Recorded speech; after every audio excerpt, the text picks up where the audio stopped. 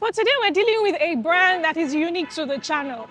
This, Changan, the topmost car manufacturer in China. And in today's video, I'm going to be showing you the nits, bits and grits of this Changan Uni-K, which was the best-selling SUV in its class in the UAE for the year 2022. And we're going to determine what exactly is so spectacular about this SUV, why it won, and why it cost 60 million naira.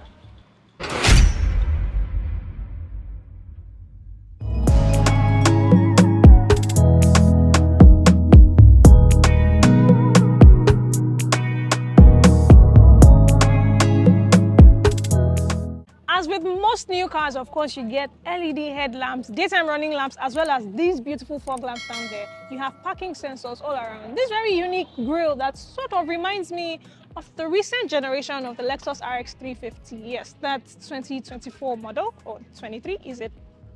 That right here. And still moving further down in this coral white tone, this car is very beautiful and very attractive. On the side we get 21-inch rims wrapped in continental tires, which are pretty decent. Then over here we have our power folding side mirrors with side indicators, and of course a camera because we get a 360-degree view right here. Moving even further, we have these retractable door handles, which are pretty decent. So they were first introduced on the Range Rover Velar and eventually the Lexus LC500, and then you can find them on some Teslas as well as some other car brands.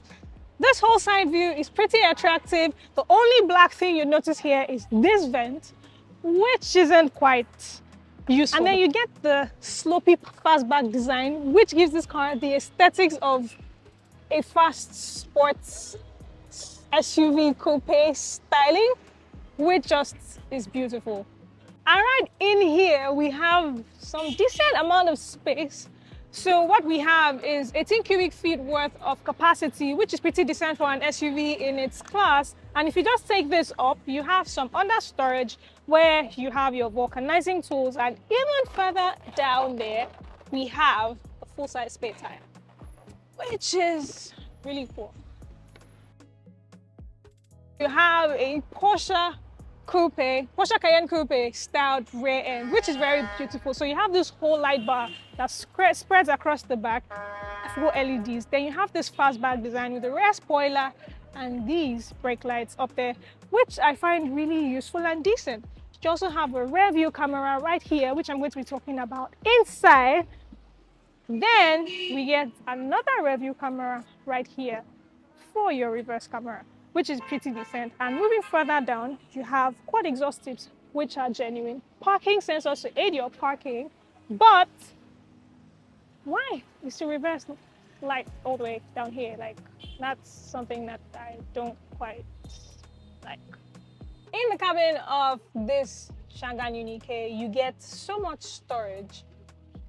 You would actually be very surprised because it doesn't look like it's this big. So this is all the legroom I have in the driver and passenger seats in the normal settings. And this is a lot of headroom that I have despite having a full panoramic sunroof at the back here. And then the leather on these seats are pretty great. So they feel very soft. They hold you in place. They are perforated, which gives you that luxury feel. And if I pull this down, you get exposed two cup holders that are pretty sizable and deep, which is really cool.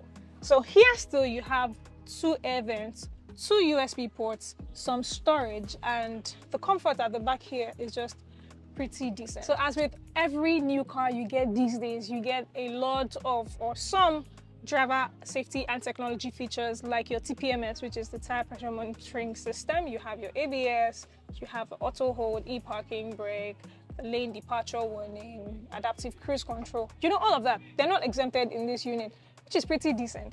You also do have, pretty amazingly, 12 speakers from Sony. So the sound system, the audio system in this car is amazing. You also get ambient lighting, which is pretty cool. And did I say more? Let's just go to the front and talk about the rest. In the front here, we have an amazingly interesting design. So yes, this car here reminds me of the Lamborghini Urus. It does give that Lamborghini Urus feel, with the chairs that look very sporty and yet are very comfortable. Like I said, are perforated and they are heated. Then on this side, with this screen, the ambient lighting that just rounds you around the car. pretty decent. So what we have here is a 12.3-inch infotainment screen that is compatible with Apple CarPlay, but no Android Auto. And this car has so many functions, you would be amazed at how many of them. Then you get dual zone climate control, which has its controls in touch. And over here, if I push this open, you have a wireless charging pad. Here you have the 4-wheel drive settings, 2-wheel drive auto, and 4-wheel drive lock. Dual cup holders, the Changan Uni-K gear selector, then your drive mode selector, 360-degree view, auto hold, and your e-parking brake on the side, with just about enough storage in this particular part of the car. In this infotainment system, we do have a lot of functionality that are pretty interesting. It's amazing how much you can do on the screen. For example, in Vehicle Center, you get settings for different things. For example, you're driving, so you have the power steering mode, which of course could be comfort, standard, or sport, depending on how you like it, as well as a whole lot more. You get that for body, which includes the panoramic sunroof. You also get light, which you can use to change the ambient lighting color in this car, which is just amazing. You get driving assist with all of those features that I mentioned earlier, parking support, safety, custom, more, a whole lot of stuff in this car, right? And even better, this has to be my best feature, we have DVR. Now, DVR basically is that feature that allows you to use the cameras around this car to either take pictures or take recordings, like you can see it's recording right now, which is pretty amazing. So you can record in different cases, and you never actually know when these videos will be useful. So the most interesting part of this car, you get this entire driver's section.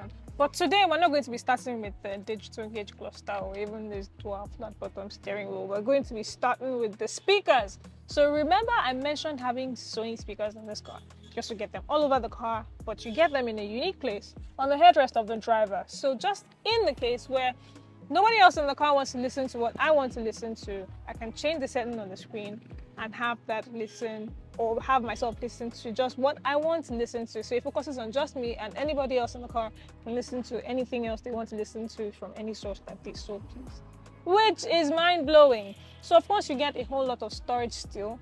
You get your door bins right there, door controls, more Sony speakers, memory seat settings. Of course you get power control seats right here with lumbar support. Then we can focus on this side.